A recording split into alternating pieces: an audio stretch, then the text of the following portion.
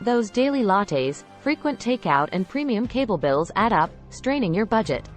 Breaking expensive money habits allows you to save and reach financial goals.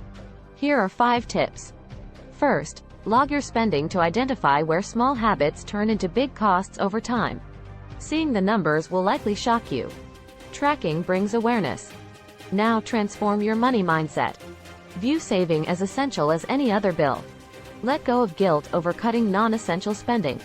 Every dollar you save gets you closer to goals.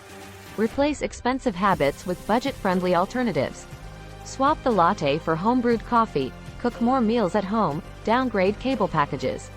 Small changes make a big impact. Automate savings immediately after paydays before you can spend it. Even transfer just $20 $50 each paycheck. This limits temptation and makes saving a priority. Visualize your savings account growing and how financial freedom feels. Let go of fearing deprivation. You can still enjoy life's luxuries in moderation. With awareness and discipline, you can train yourself to break wasteful money habits for good. Saving and budgeting gets easier with practice. Your financial power comes from within. Subscribe for more money tips every week.